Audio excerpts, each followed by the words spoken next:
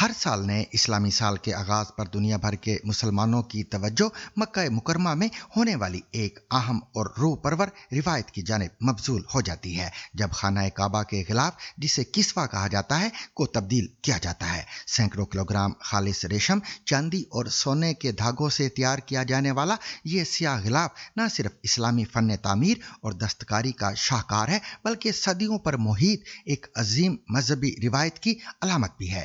لیکن کیا آپ جانتے ہیں کہ خانہ کعبہ پر غلاف چڑھانے کا آغاز کب ہوا؟ تاریخ کے مختلف ادوار میں یہ غلاف کن مواد سے تیار کیا جاتا رہا اور اس روایت نے وقت کے ساتھ کس طرح ارتقا پایا؟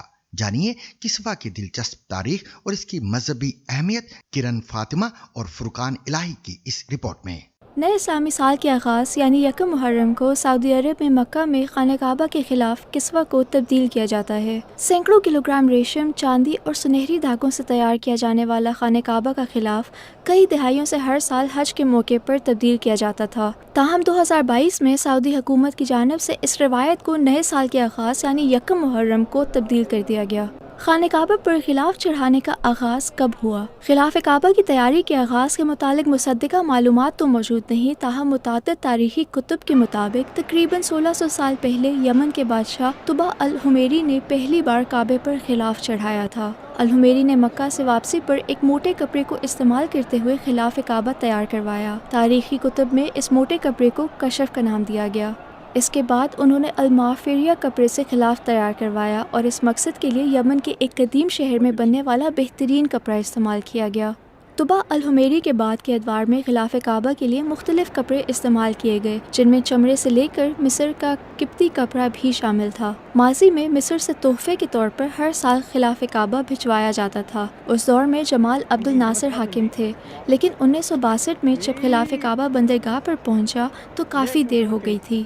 اس موقع پر سعودی عرب میں شاہ سعود نے شاہ فیصل کو غلاف کے لیے کارخانے لگانے کا حکم دیا اور تب سے اسے مقامی طور پر تیار کیا جا رہا ہے۔ اس کارخانے میں غلاف کعبہ کی تیاری کے دوران استعمال ہونے والے پانی تک کو پاک کیا جاتا ہے اور غلاف کعبہ کی تیاری میں استعمال کیے جانے والے ریشم کو اس پاک پانی سے دھویا جاتا ہے۔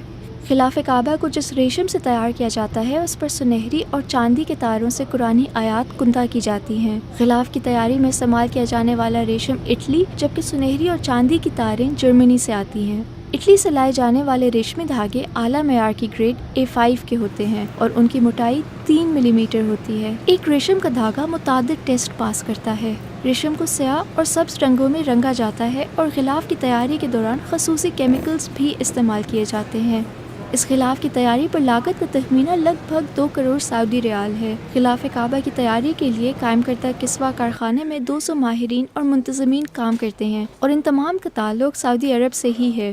غلاف کی تیاری کا کام 8 ماہ میں مکمل کیا جاتا ہے۔ حج کے موقع پر غلاف کعبہ کو تقریباً 3 میٹر تک اوپر اٹھا دیا جاتا ہے اور نیچے کی جگہ کو سفید سوتی کپڑے سے ڈھک دیا جاتا ہے تاکہ کسوہ صاف رہے اور پھٹنے سے محفوظ رہ سکے۔ پرانے غلاف کعبہ کو اتار کر چھوٹے چھوٹے ٹکڑوں میں کاٹ لیا جاتا ہے اور سعودی عرب کا دورہ کرنے والے مسلمان ملکوں کے رہنماؤں کو بطور تحفہ یہ ٹکڑے پیش کیے جاتے ہیں۔ کئی نجی ویب سائٹس بھی انتہائی مہنگے داموں اس غلاف کے چھوٹے چھوٹے ٹکڑوں کو فروخت کرتی ہیں۔